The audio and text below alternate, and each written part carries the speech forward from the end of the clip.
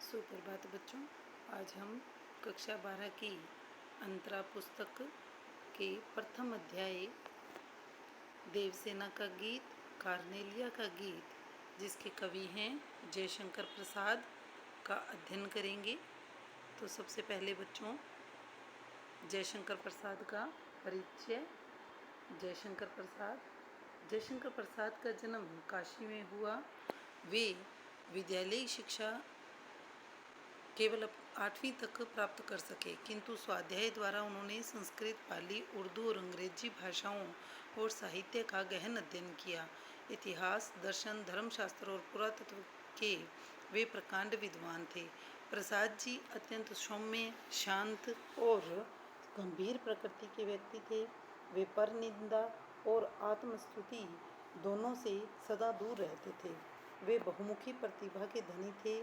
वे मूलतः कवि थे, लेकिन उन्होंने नाटक, उपन्यास, कहानी, निबंध आदि अनेक साहित्यिक विधाओं में उच्च कोटि की रचनाओं का सृजन किया। विधा का मतलब होता है बच्चों कि कवि या लेखक किस प्रकार से, यानी उपन्यास लिख रहा है, कहानी लिख रहा है, नाटक लिख रहा है, इसे हम कहते हैं विधा। प्रसाद साहित्य में राष्ट्रीय जागरण का स्वर प्रमुख है। संपूर्ण साहित्य में, विशेषकर नाटकों में, प्राचीन भारतीय संस्कृति के गौरव के माध्यम से प्रसाद जी ने यह काम किया। उनकी कविताओं, कहानियों में भारतीय संस्कृति और जीवन मूल्यों की झलक मिलती है। प्रसाद ने कविता के साथ नाटक, उपन्यास, कहानी संग्रह, निबंध आदि अनेक साहित्यिक विधाओं में लेखन कार्य किया है। उनकी प्रमुख रचनाएं हैं अजातशत्रु, स्कंदगुप्त, चंद्रगुप्त, राजश्री, ध्रुव स्वामिनी, कंकाल, तितली, इरावती, आंधी, इंद्रजाल, छाया, प्रतिध्वनि और आकाशदीप, काव्य और कला तथा अन्य निबंध, झरना, आंसू, लहर, कामायनी, कानन कुसुम और प्रेम पथिक। देवसेना का गीत प्रसाद के स्कंदगुप्त नाटक से लिया गया है। देवसेना मालवा के राजा बंधुवर्मा की बहन है। हूणों के आक्रमण से आर्यावृत संकट में है। बंधुवर्मा सहित उस परिवार के सभी लोगों को वीर गति प्राप्त हुई। बची हुई देवसेना भाई के स्वप्नों को साकार करने के लिए और राष्ट्र सेवा का व्रत लिए हुए है। जीवन में देवसेना को स्कंदगुप्त की चाह थी, किंतु स्कंदगुप्त मालवा के धन कुबेर की कन्या विजया का स्वप्न देखते थे। जीवन के अंतिम मोड़ पर स्कंदगुप्त देवसेना को पाना चाहता है, किंतु देवसेना तब तक वृद्ध प्रणदत्त के साथ आश्रम में गाना गाकर भीख मांगती है और महादेवी की समाधि परिष्कृत करती है। स्कंदगुप्त के अनुनय विनय पर जब वह तैयार नहीं होती तो स्कंदगुप्त आजीवन कुंवारा रहने का व्रत ले लेता है। इधर देवसेना कहती है, हृदय की कोमल कल्पना, सो जा। जीवन में जिसकी संभावना नहीं, जिसे द्वार पर आए हुए लौटा दिया था, उसके लिए पुकार मचाना क्या तेरे लिए अच्छी बात है। आज जीवन के भावी सुख, आशा और आकांक्षा सबसे मैं विदा लेती हूँ। तब वह गीत गाती है, आह वेदना मिली विदाई। कि देवसेना स्कंदगुप्त से प्यार करती थी, प्रेम करती थी बच्चों, और स्कंदगुप्त जो है देवसेना के बजाय विजया को पाना चाहते थे। लेकिन जब स्कंदगुप्त देवसेना के पास आते हैं, उसे प्रेम का प्रस्ताव देते हैं, तो फिर देवसेना जो है उनके प्रस्ताव को क्या करती है, ठुकरा देती है। और उसी समय उन्हें जब वो अपने जीवन के अंतिम पड़ाव पर आ जाती है, तो उसे उस समय की यादें आ रही हैं, तो वो उन्हीं पर उसने ये कविता लिखी है, ये गीत गाया है। देवसेना का गीत कविता में देवसेना अपने जीवन पर दृष्टिपात करते हुए अपने अनुभवों में अर्जित वेदना में क्षणों को याद कर रही है। जीवन के इस मोड़ पर, अर्थात जीवन संध्या की वेला में, वह अपने यौवन के क्रियाकलापों को याद कर रही है। वह अपने यौवन के क्रियाकलापों को भ्रमवश किए गए कर्मों की श्रेणी में ही रख रही है और उस समय की गई नादानियों के पश्चाताप स्वरूप उसकी आंखों से आंसू की अजस्त्र धारा बहती जा रही है। उन अपने आसपास उसे सबकी प्यासी निगाहें ही दिखाई पड़ती है और वह स्वयं को इनसे बचाने की कोशिश करती है। फिर भी जो उसके जीवन की पूंजी है, सारी कमाई है, वह उसे बचा नहीं सकी। यही विडंबना है, यही वेदना है। प्रलय स्वयं देवसेना के जीवन रथ पर सवार है। वह अपनी दुर्तमान दुर्बलताओं और हारने की निश्चितता के बावजूद प्रलय से लोहा लेती रही है। गीत के शिल्प में रची गई यह कविता वेदना के क्षणों में मनुष्य और प्रकृति के संबंधों को भी व्यक्त करती चलती है। दूसरी कविता कार्नेलिया का गीत प्रसाद के चंद्रगुप्त नाटक का एक प्रसिद्ध गीत है। कार्नेलिया सिकंदर के सेनापति सिल्यूकस की बेटी है। सिंधु के किनारे ग्रीक शिविर के पास वृक्ष के नीचे बैठी हुई है। कहती है, सिंधु का यह मनोहर तट जैसे मेरी आंखों के सामने एक नया चित्रपट उपस्थित कर रहा है। इस वातावरण से धीरे धीरे उठती हुई प्रशांत स्निग्धता जैसे हृदय में घुस रही है। लंबी यात्रा करके जैसे मैं वहीं पहुंच गई हूँ जहाँ के लिए चली थी। यह कितना निसर्ग सुंदर है, कितना रमणीय है। हाँ, आज वह भारतीय संगीत का पाठ देखूं, भूल तो नहीं गई। तब वह गीत गाती है, अरुण यह मधुमेह देश हमारा। कार्नेलिया जो सिलूकस की बेटी है, वो भारत देश के प्राकृतिक सौंदर्य, उसकी गौरव गाथा का वर्णन कर रही है बच्चों। इस गीत में हमारे देश की गौरव गाथा और प्राकृतिक सौंदर्य को भारतवर्ष की विशिष्टता और पहचान के रूप में प्रस्तुत किया गया है। पक्षी भी अपने प्यारे घोंसले को की कल्पना कर जिस ओर उड़ते हैं, वही वह प्यारा भारतवर्ष है। अनजान को सहारा देना और लहरों को भी किनारा देना हमारे देश की विशेषता है। सही मायने में भारत देश की यही पहचान है। तो पहले है बच्चों देवसेना का गीत। देवसेना का गीत। आह वेदना मिली विदाई, मैंने भ्रमवश संचित जीवन संचित मधुकरियों की भीख लुटाई। आह वेदना कि अब जैसे बच्चों मैंने तुम्हें पहले भी बताया कि देवसेना जो है वो स्कंदगुप्त से प्रेम करती थी, लेकिन स्कंदगुप्त जब उसके पास आता है तो वो स्कंदगुप्त के प्रेम प्रस्ताव को ठुकरा देती है। और जब उसका जीवन का अंतिम समय आ रहा है तो वो उस समय को याद कर रही है कि आह वेदना मिली विदाई, कि मुझे विदाई के रूप में वेदना, वेदना यानी कि बच्चों दुख, दुख ही मिला है। मैंने भ्रमवश जीवन संचित, कि मैंने भ्रम में पड़कर अपने जीवन की संचित की हुई मधुकरियों, मधुकरियों यानी भिक्षा, मधुकरियों का मतलब है भिक्षा की भीख लुटाई, कि भिक्षा के रूप में जो मुझे भीख मिली हुई थी वो भी मैंने लुटा दी। कि मैंने जब स्कंदगुप्त से मैंने प्रेम किया, उसे पाना चाहा, तब वो मुझे नहीं पाना चाहता था, और जब स्कंदगुप्त मेरे पास आया, प्रेम प्रस्ताव लेकर आया, तो मैंने उसके प्रेम प्रस्ताव को ठुकरा दिया। तो ऐसे वो कह रही है कि इसलिए मैंने अपने जीवन में जो मैंने जमा पूंजी की थी, वो जमा पूंजी वो मैंने भीख के रूप में लौटा दी है। छल छल थे संध्या के श्रमकण, आंसू से गिरते थे प्रतिक्षण, मेरी यात्रा पर लेती थी नीरवता अनंत अंगड़ाई। छल छल थे संध्या के श्रमकण, कि जिस प्रकार संध्या होने पर श्रमकण यानी पसीने की बूंदें, जैसे मेहनत करने के बाद में जैसे पसीने की बूंदें निकलती है, वैसे ही प्रतिक्षण यानी प्रत्येक पल मेरी आंखों से आंसू गिर रहे थे। जिस प्रकार संध्या होने पर एक श्रमिक जो है थका हारा, उसके शरीर से पसीने की बूंदें टपकती रहती हैं, जो उसकी थकान का एहसास कराती रहती हैं, वैसे ही मेरी आंखों से भी मेरे दुख रूपी जो आंसू हैं वो छलछला रहे थे, छलक रहे थे। मेरी यात्रा पर लेती थी नीरवता अनंत अंगड़ाई, और जो मेरी ये जीवन यात्रा है, इस पर नीरवता, नीरवता यानी कि अकेलापन, अनंत, अनंत जिसकी कोई सीमा न हो, अंगड़ाई, कि वो अंगड़ाई ले रहा था। कि मेरी जो ये जीवन यात्रा है, इस पर पूरे जीवन भर जो है वो अकेलापन ही छाया हुआ है। श्रमित स्वप्न की मधुमाया में, गहन विपन की तरु छाया में, पथिक उनिंदी श्रुति में किसने यह विहाग की तान उठाई। पथिक, देखो बच्चों पहले पथिक शब्द का अर्थ देखो। पथिक का मतलब होता है राहगीर। कि श्रमित स्वप्न की मधुमाया में, श्रमित का मतलब है थका हुआ, स्वप्न सपना, मधुमाया, मधुमाया यानी मधुर स्मृति।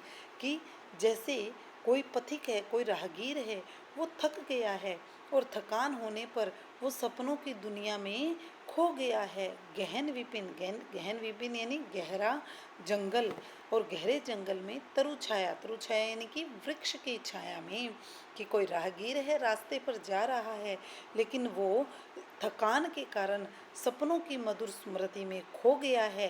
कहाँ कि एक गहरे जंगल से जाता हुआ राहगीर पेड़ की छाया में बैठकर नींद ले रहा है, उसे नींद आ रही है और वो सपनों की दुनिया में खोया हुआ है।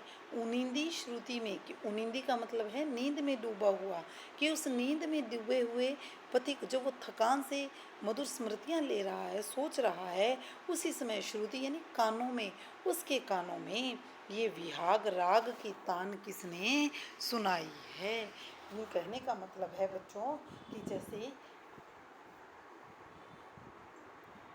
कोई राहगीर जो है वो नींद में डूबा हुआ है, और उस नींद में डूबे हुए राहगीर की कानों में जैसे किसी ने सुंदर राग सुना दिया हो, वैसे ही मैं भी अपने इस जीवन से थक चुकी थी, और गहरे जंगल में जैसे वृक्ष की छाया में कोई बैठ जाता है, ऐसे ही मैं भी अपने इस जंगल रूपी जीवन में आगे बढ़ती जा रही थी। उसी समय मेरे कानों में स्कंदगुप्त ने आकर मुझे प्रेम का प्रस्ताव दिया था, कि जैसे उस पति किसी पथिक के कानों में कोई राग सुनाई देता है, ऐसे ही मुझे भी, मैं भी अपनी श्रम जीवन से थक चुकी थी, और उस थके हुए जीवन के बीच में स्कंदगुप्त ने आकर मुझे प्रेम की राग सुनाई थी।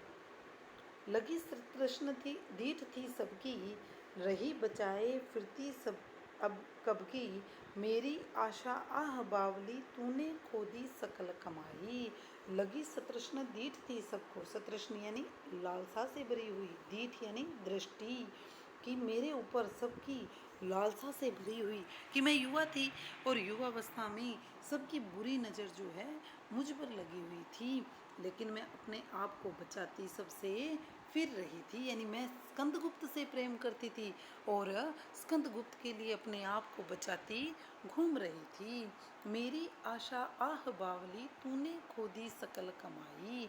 मेरी आशा थी स्कंदगुप्त, लेकिन जब स्कंदगुप्त मेरे पास आया तो मैं क्या हो गई, बावली हो गई, और मैंने अपने जीवन की पूरी पूंजी खो दी। यानी जिस जीवन की पूंजी को, जिस स्कंदगुप्त को पाने के लिए मैं अपने यौवन को लोगों से बचाती फिर रही थी, और आज जब वो स्कंदगुप्त मेरे पास आया तो मैंने उसको ठुकरा दिया। तो ये उसी प्रकार हुआ जैसे मैंने अपनी जमा की हुई पूंजी खो दी हो। चढ़कर मेरे जीवन रथ पर, प्रलय चल रहा अपने पथ पर, मैंने निज दुर्बल पद बल पर, उससे हारी होड़ लगाई।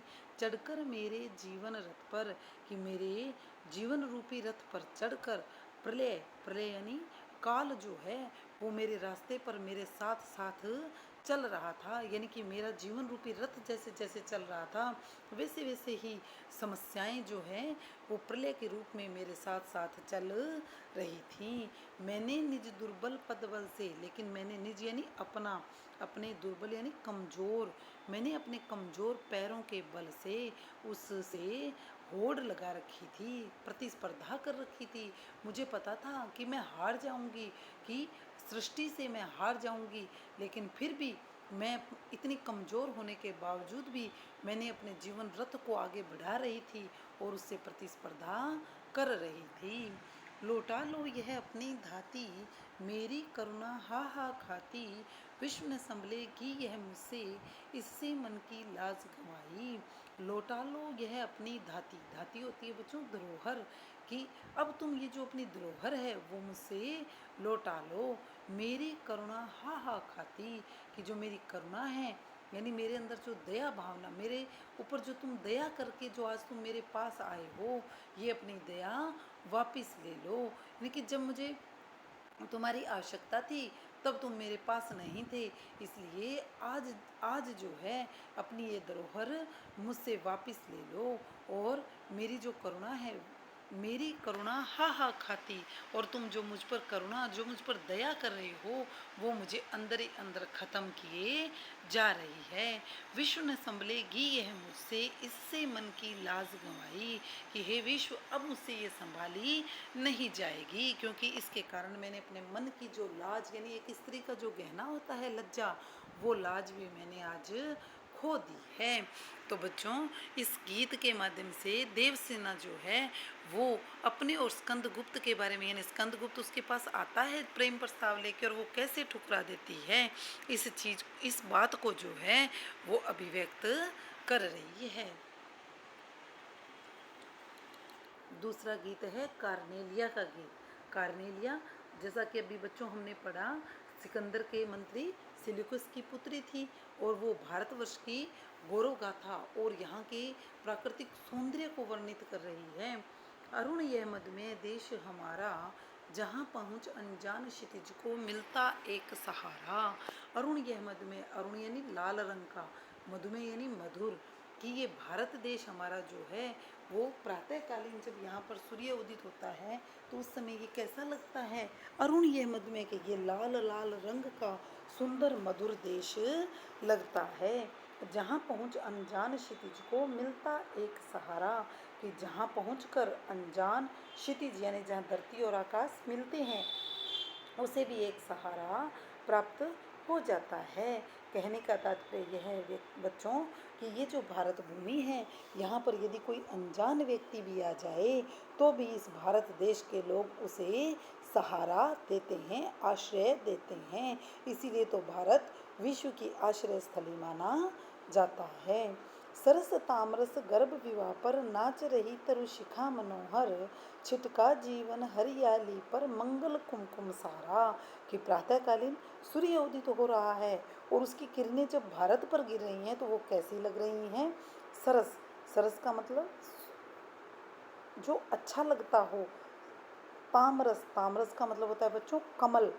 गर्भ विवाह पर, कि ऐसे लगता है कि जैसे कि समुद्र के अंदर कमल खिल गए हों। नाच रही तरु शिखा मनोहर, और उस कमल की गर्भ विवाह, विवाह होती है रात्रि, सरस तामरस गर्भ विवाह पर नाच रही तरुशिखा मनोहर। तरुशिखा मनोहर का मतलब सुंदर, तरुशिखा यानी पेड़ की टहनी, पेड़ की उसकी टहनी की चोटी, पेड़ की जो चोटी होती है वो ऐसे लग रही है कि सूर्य उदित हो रहा है, उस सूर्य का प्रतिबिंब जब समुद्र पर पानी में गिर रहा है तो वो कैसा लग रहा है कि जैसे कमल की पंखुड़ियाँ जो हैं उस पर, पंखुड़ियाँ उस जल पर जैसे नाच रही हों, ऐसे ही सूर्य उदित होता हुआ विवाह यानी रात्रि का अंधकार दूर करता हुआ ऐसे लग रहा है कि जैसे कमल की पंखुड़ियों के समान वो प्रातःकालीन सूर्य की किरणें जो हैं वो रात्रि के गर्भ पर नाच रही हों। कहने का मतलब ये है बच्चों कि एक जैसे समुद्र में कमल की पंखुड़ियाँ और उसकी टहनी हिलती हुई ऐसे लगती है जैसे वो नाच रही है, ऐसे ही रात्रि के गर्भ पर सूर्य की किरणें ऐसे लग रही हैं जैसे वो कमल की टहनियों के जैसे, पंखुड़ियों के जैसे नाच रही हों। छिटका जीवन हरियाली पर मंगल कुमकुम सारा, ऐसे लगता है जैसे जीवन रूपी हरियाली पर बहुत सारा कुमकुम सिंदूर किसी ने, मंगलदायक सिंदूर किसी ने बिखेर दिया हो। यानी कि उदित होता हुआ लाल लाल सूर्य ऐसा लगता है जैसे किसी ने जो है शुभ कार्य में प्रयोग होने वाला कुमकुम सिंदूर जो है किसी ने बिखेर दिया हो।